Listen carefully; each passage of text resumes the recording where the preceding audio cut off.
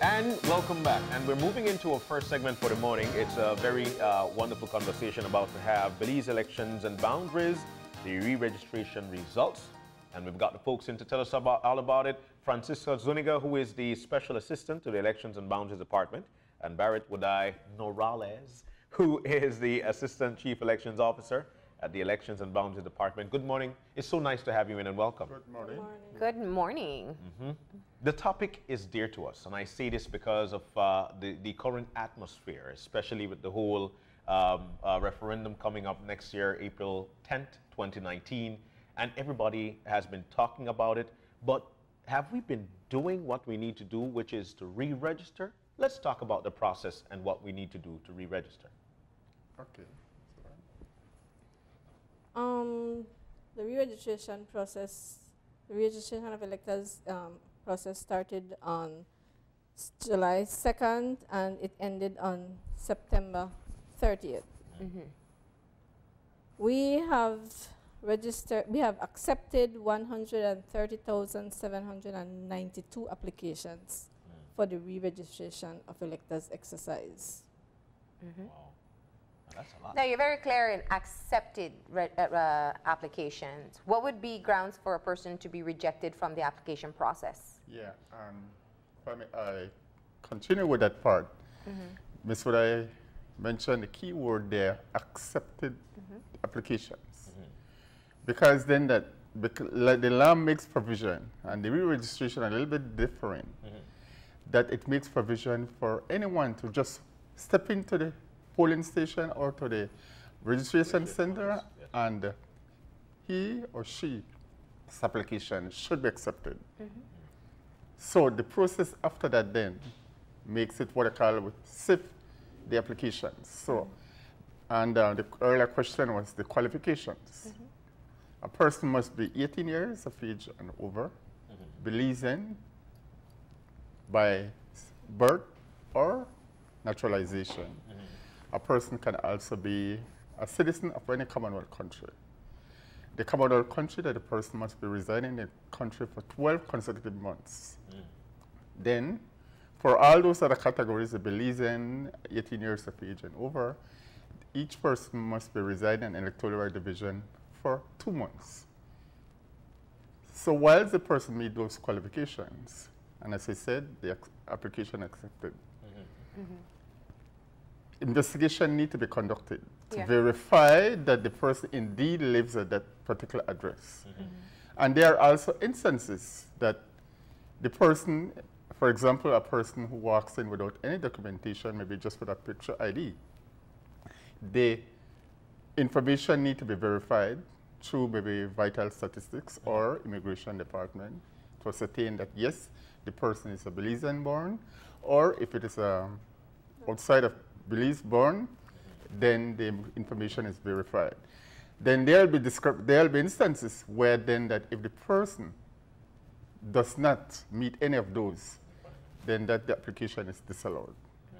If the person meets all those other qualifications, then the application is accepted. And that happens at the site itself?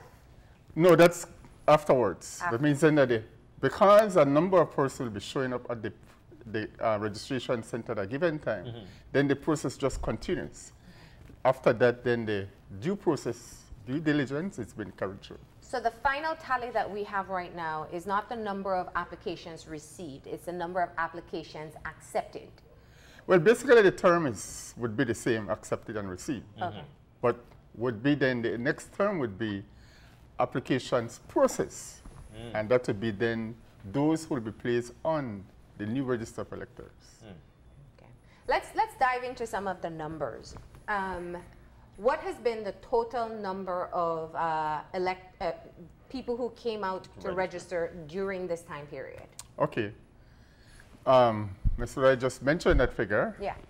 130,000 plus. And the breakdown of it, what district? And well, we yet to finalize that figure, and we came here not with the final figures, so we just want to just give just a broad perspective of the figures.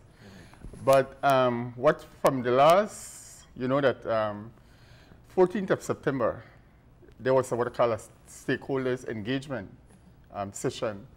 And Mrs. Tamai was able to give even the graphics of all those information. So from that figure to up to ending of September, the trend still remains the same. So that means then that the Toledo district, Stann Creek West, still has the highest number of applications received. Wow. The females seems to still dominant over the males. So it means that we have a large number of females whose application accepted over the males. They also, the last time we have what I call country by birth. The same trend remains that the Guatemalans or the Central American regions are still the dominant ones. We have also the age cohort. Second to Belizeans. Well, the Belizeans still the highest. Okay. The last figure was 83.3% or more.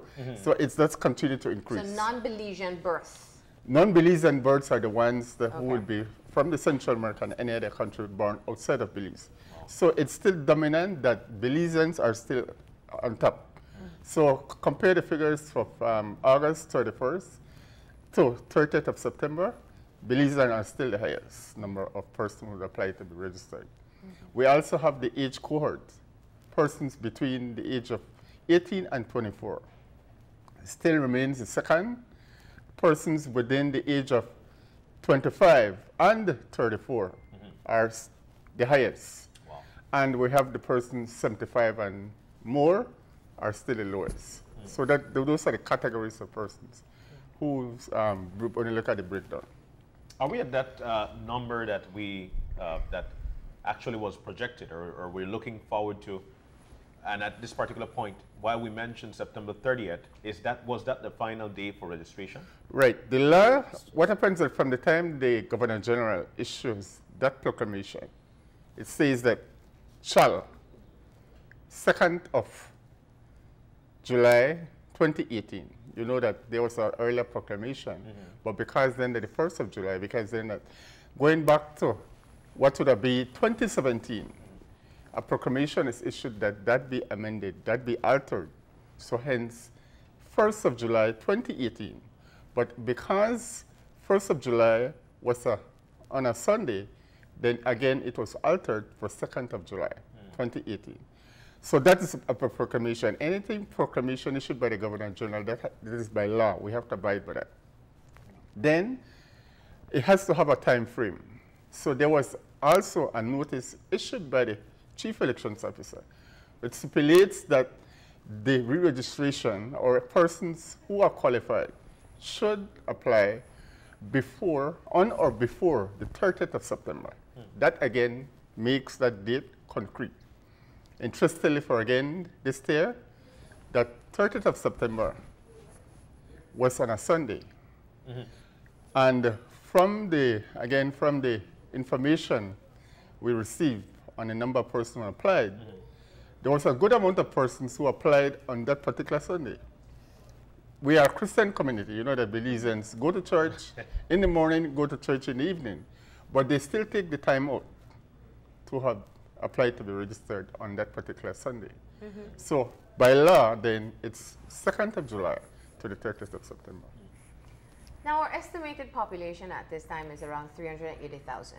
And that means not even half of the population have registered through this process. I want to ask, there was an initial target, and I can't remember the specific number, it was over 200,000, that was articulated out of the Elections and Boundaries Department, an estimation of what you expected. That target wasn't hit. And I want to ask what type of conversation has taken place in trying to understand why people didn't come out in the numbers that you were expecting. There were, let me take the part, I know Ms. Woodye can add to that. There were a lot of factors involved. Again, there are those complacency. There was also the issue of fairness, because each of the registration centers, they are what are called scrutineers, representative of the political parties. So some people feared that walking into the police and the registration centers, they may be intimidated, maybe, let me use the word, intimidated. So they decide not to have showed up. The other reasons is that, vice versa, or on the twist of it, that they are expecting the politicians to pull them, tax them. I won't go much in detail to that. And other matters was that people maybe do not have the relevant documentation, despite the fact that in our ads, and that was aired on several times on Channel 5, where the qualifications are, and that persons can also go to the registration centers without documentation. So there were openness where the line of communication is given. But with human being, those are some of the factors we could have picked up. And from your perspective? I believe too what did not bring out persons to come and register. We Belizeans, we are laid back. Like what Mr. Zuniga said, we are waiting for the politicians to come and pick us up, taxi us to the registration center, and whatever follows behind that, if it doesn't happen, then they don't care. Despite the fact of a referendum, a national issue at hand next year on the 10th of April, I mean, people just are laid back. What are your thoughts on the fact that Belizeans and the majority of those who would register have not been accustomed to a re-registration process because we've neglected to conduct it as per the law? Well, what happened that the re-registration, and again, that was clearly spelled out, that 1997, every 10 years thereafter. Yeah. So despite the fact of the two amendments, there was enough information given that the re-registration, and interestingly at the House debates, and that both the House of Representatives and the Senate, the issue was raised several times, and the representatives and the senators were clamoring for it. So people should have already been keen to it to say that, you know, what happened, it is also important. The other factor about the re-registration is it's a cleanup process. Cleanup of persons who are no longer living in that particular electoral division. Cleanup in the sense of persons who are deceased and still on the voters list. Because those, again, are issues that came up over and over when it is an election time. Oh, elections and boundaries registers are full of deceased persons. Now here is an opportunity to remove deceased persons, and yet people choose not to. They are alive kicking, but yet they choose not to walk into the registration centers to be elected, So to be clear, once the Governor General indicated that we would initiate the re-registration process, the list is wiped clean. So any person who is not registered up to this point is not a registered elector in the country. Now, here's the part that I feel that people are misunderstanding. It doesn't mean their opportunity to register is over. No, it's not over. There's what we call continuous registration. Okay. You can still come into our registration offices countrywide. There's 14 of them. Bring in your documents, bring in your photo ID, and you can get registered, and you will go to revision court, and you can still get registered. Because some persons feel that, oh, I have missed my chance and I won't be able to vote in the referendum. You can still register. Yes, the re-registration exercise has completed, but there is still continuous registration. Okay. So what really ends is the convenience factor. The extended times, the use of schools during summer.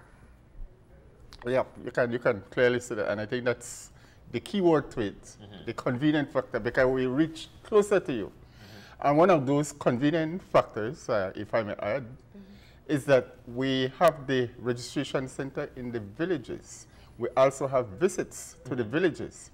And maybe those are one of the interesting factors, again, with the statistics, that we have a large number of persons who actually applied in the rural areas, unlike the urban communities. Wow. So the percentage is much higher.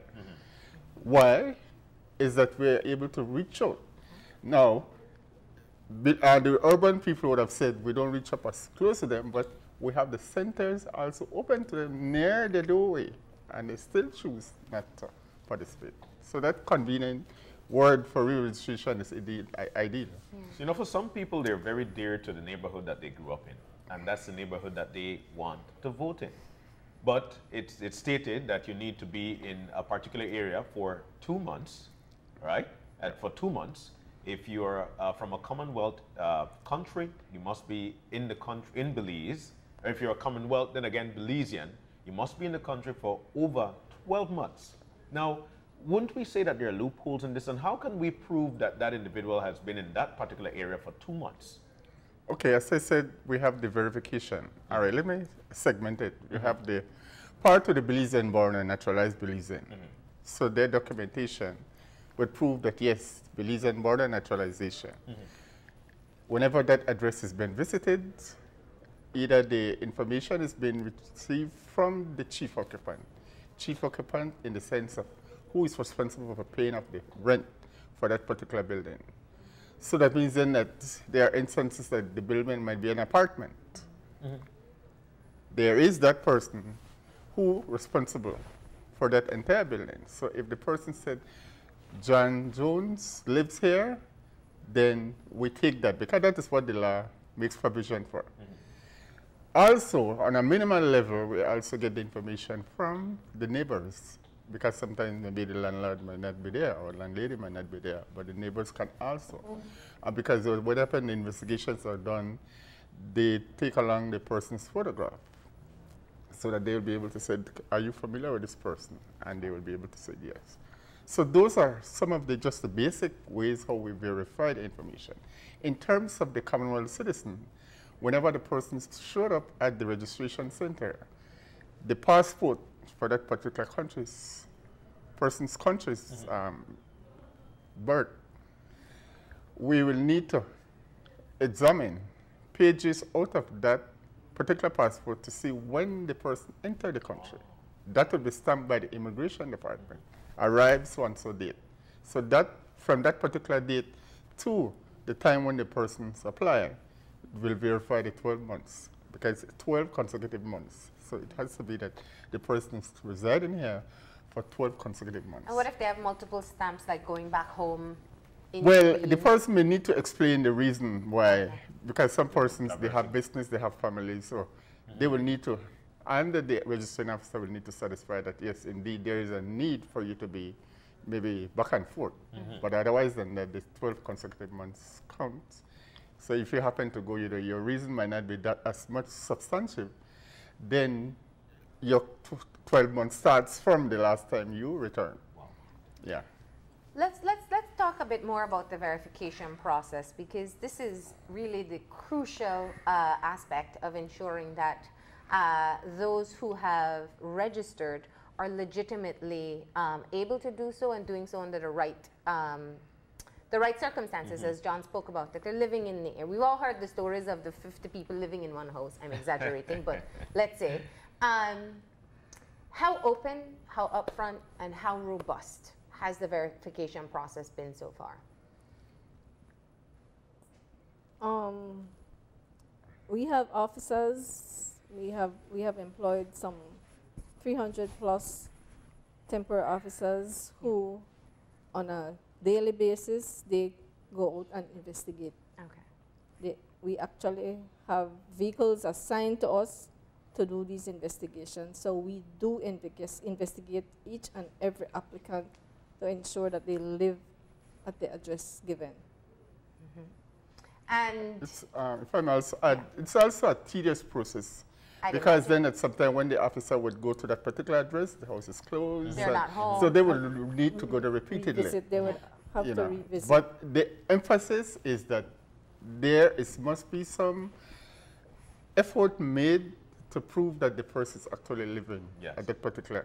There are also instances where the person claimed to be living at that particular address, and when the officers go to that particular, it's already an abandoned place. It's already, it's an empty lot. So sometimes the question is, are you a bird that you live in the air in that particular lot or the tree? Because then you must be living on a physical structure. yeah. But, and I'm glad you spoke of that, because what is the preference for the investigators when they go out? That they physically see the person? Because there's a difference between John saying, I'll say, John, I registered at his house, just tell so-and-so that I live here. That's always a possibility. And so what is the main objective of the investigator? To verify that this person is at this house? Right. And what are the concessions made if they go back 5 times and they never see John at the house? Well, either the application has been disallowed because then, because the key thing again, and that was the law speaks about. The law said the registering officer must be satisfied, and satisfied, several factors leads to that satisfaction. So here are you have been going to this house repeatedly, and a neighbor tells you, I think I saw this person back and forth. So when you go back to your office, the registering officer go back to his office or her office, he or she can analyze, said, you know what happened? Some indications are that this person may be living at this. And again, where the stakeholders, where the role of the citizens concerned is that whenever this register is been published, the name will be there, the address will be there, the date of birth. So the person can say, I saw so-and-so name on the list, and I know that this person lives somewhere else. That's the grounds for objections. So there's still a transparency process that it's not closed to say, okay, the name is there or the application is disallowed. There is still some avenue as another recourse. I'm glad you went there because that really is the secondary phase of ensuring that people are legitimate in where they're registering.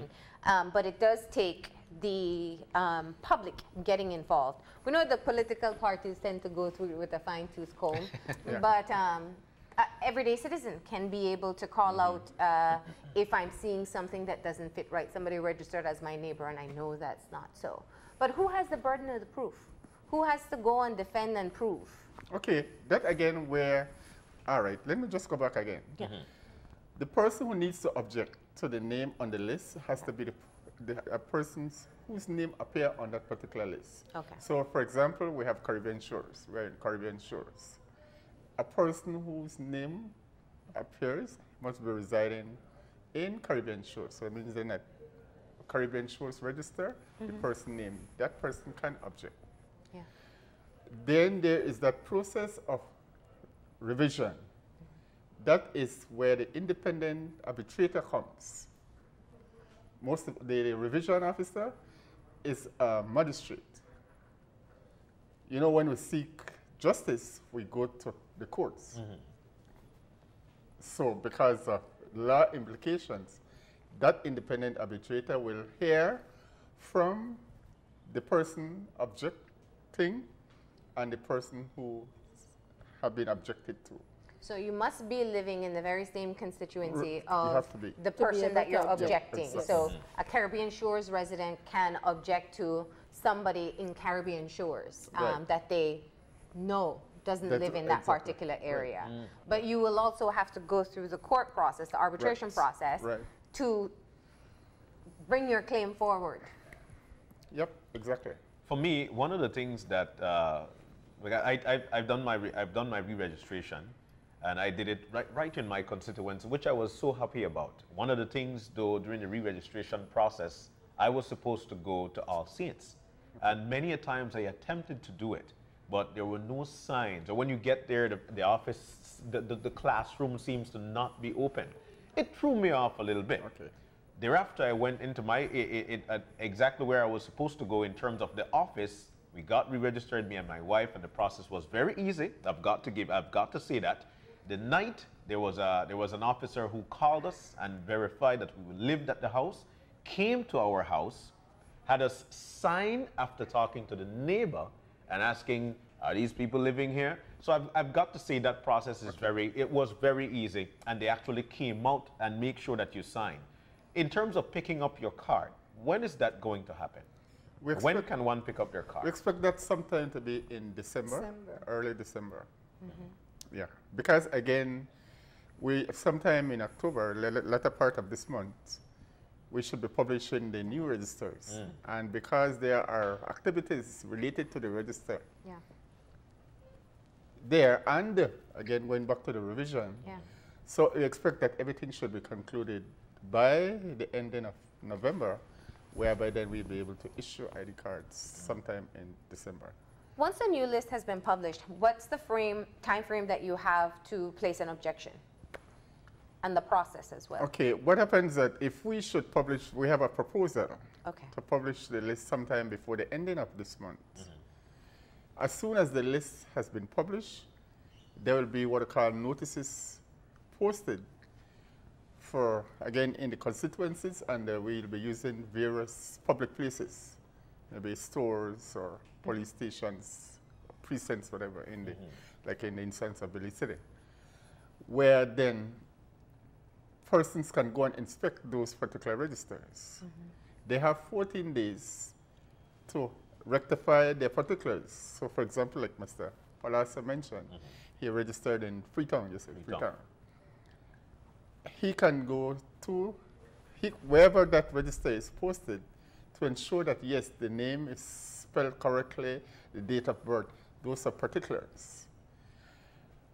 At the same time, if you wish to, you saw some name there which you are familiar with and that person is not living there, you can object. That is the same time frame, 14 days. Yeah. But what do you do to place the objection? You need to go to the office for that electoral division. They will give you a form, that is Form 14A, where you will need to state your objection, your name, the name of the person you're objecting to, and the grounds you're objecting to. And you need to sign. That will be handed there. So the objection is not what I call a social media aspect. You need to physically conduct certain transactions. Yeah, and fill out the Go form. through social media talk shows will not remedy the situation. The forms are there. You go to the office, approach the officer, and they will hand you the form. You fill it out, and you'll be receiving also a receipt to acknowledge that you have filed in this objection. As soon as after the 14 days, we publish those lists of persons who have been objected to, both in the newspapers and gazette. After, within, maybe it's before the ending of November, whenever we have the revision, all those objections will be tabled at the revision court. So again, like what I mentioned earlier, both parties will need to show up. The person who objected to. In fact, the person who has been objected to will also receive a notification that his or her name has been objected to, that he or she needs to appear at the revision court to state the grounds that in fact they are living there. Prove to the court that indeed they are living there, and the person who objected to, because the person who already objected to, he or she knows that yes, he has objected. We'll just notify the person that the date for the revision is so and so. This is not unique to just the re-registration process. This happens with any new person who's registered. Can you tell me from your experience how often regular civilians or non-political party members bring objections forward? Well, the trend has shown that it's mostly when election time, the fever seems to be high. Yeah. You know, it's become sensational. Yeah.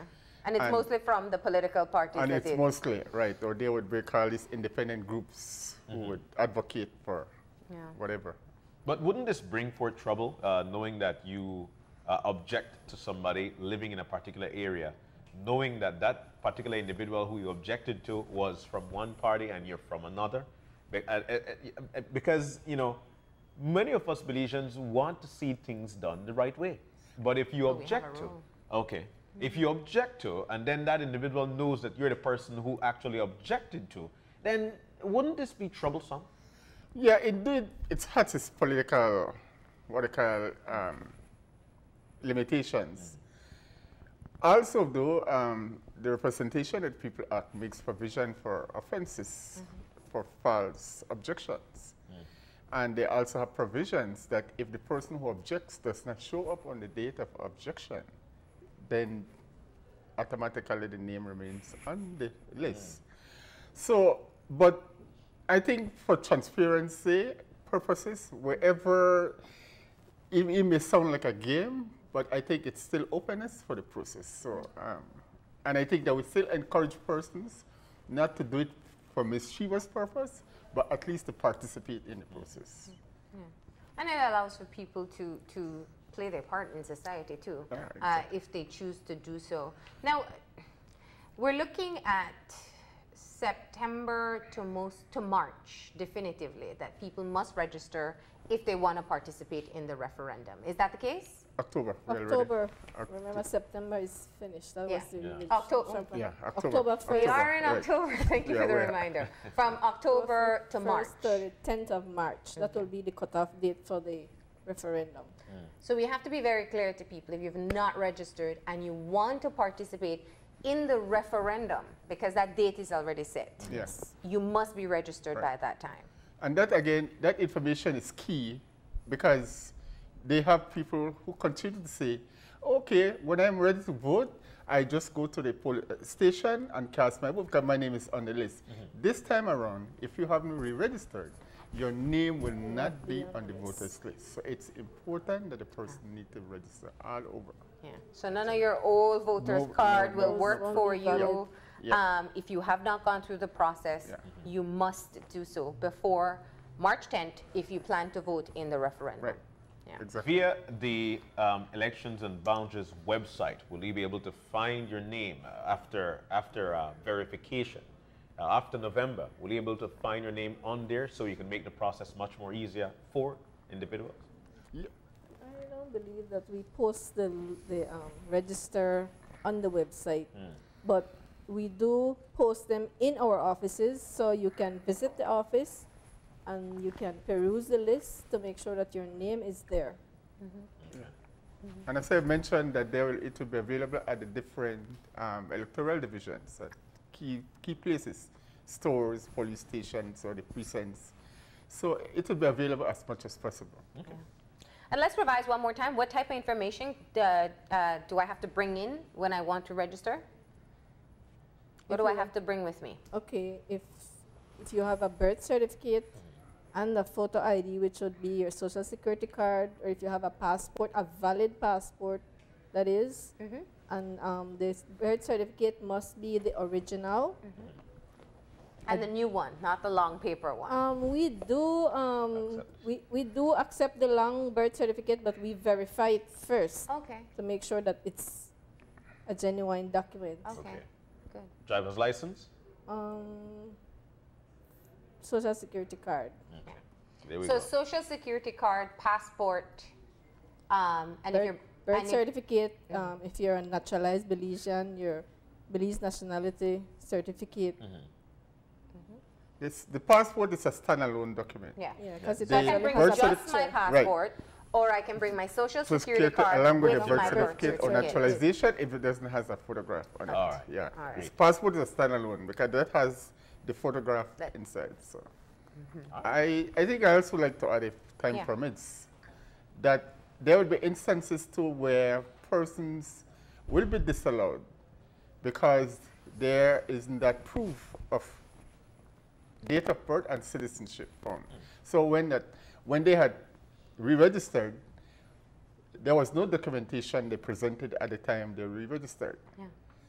And the name could have been verified at the vital statistics unit, but there is no information to show or to be found that that person actually is registered at the time of birth.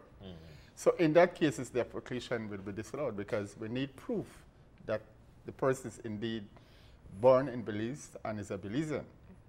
So in those instances, the application will be disallowed.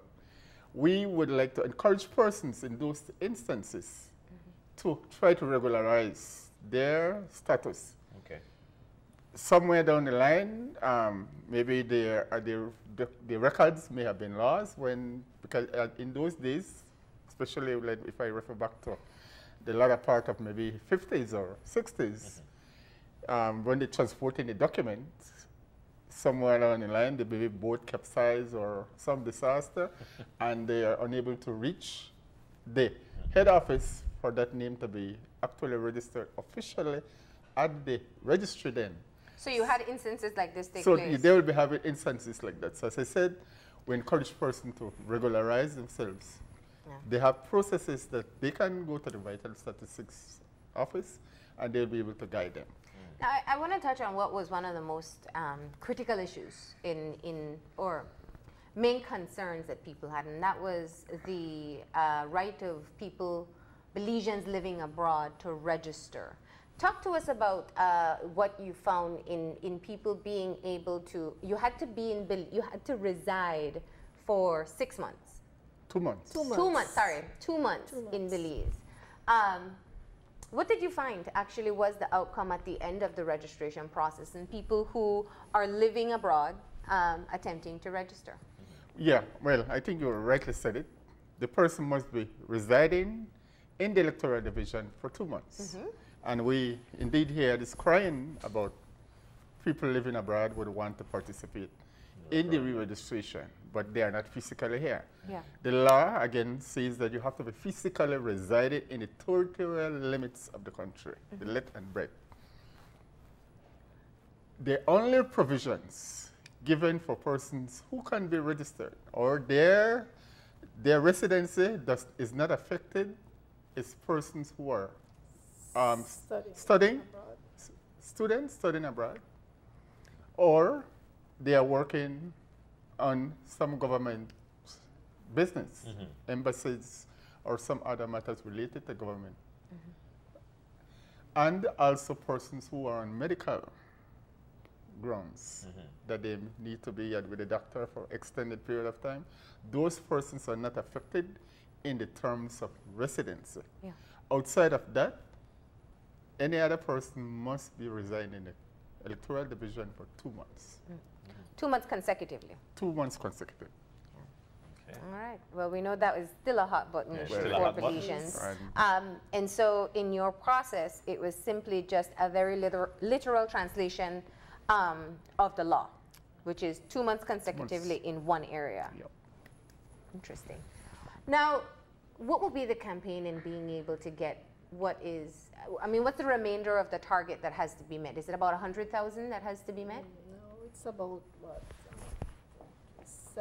It's about maybe 30% thereabout, because then our original target was 205,055 registered voters. Okay. Earlier you spoke about the population. Yeah, the larger population. The larger population would be that in that we also would have persons who would have reached the eligible age, yes. and so forth. So that particular figure would have increased. What we would have just, at this moment, and we'll be taking this time out to encourage persons that who are still out there undecided that they need to make up their mind to come forward to be registered.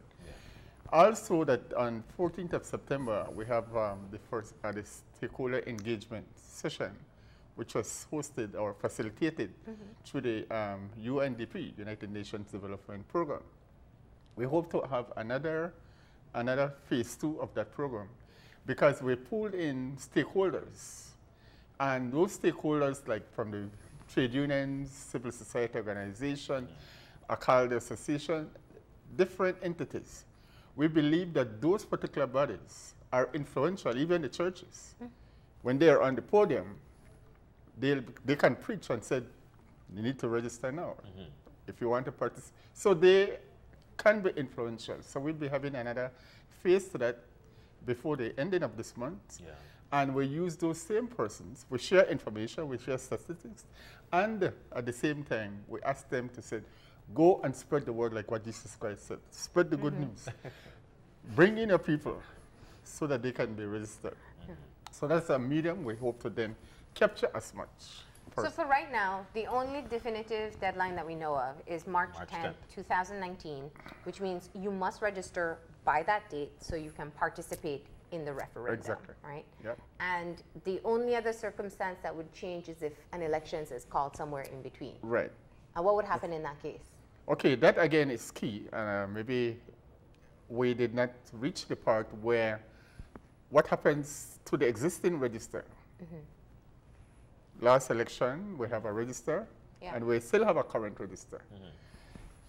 As soon as after the revision is over, there will be another proclamation made whereby then the new register comes into effect, and the old one been discarded.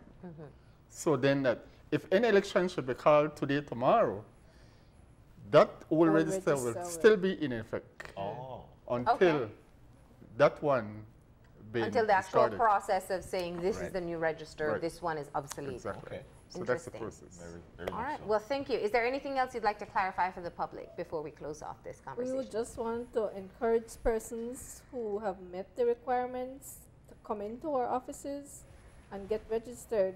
Yeah. 14 of the 14 offices We have countrywide. 14 offices countrywide. So Well- find your elections and boundaries office and go in during normal working hours. Normal working hours Okay. and get registered. Well, we'd like to thank the Ministry of Education, the school management, those who are, we use the schools for the re-registration. Yes. We'd like to thank them. I know that we left the schools clean, just like how we found them, but we are grateful for that opportunity. That we also like to thank our public officers. They support us through small things, so through the black burner, but again, the success of the re-registration could have only been possible through them.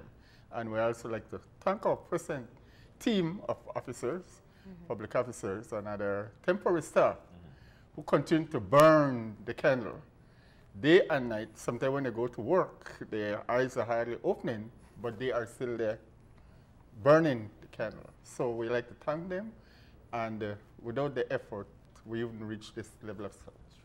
All right. Thank you very much. So much. We're going to go ahead and take a break now. When we come back, we'll be joined by representatives of the Belize Cancer Society to talk about their third annual challenge ride. So stay tuned.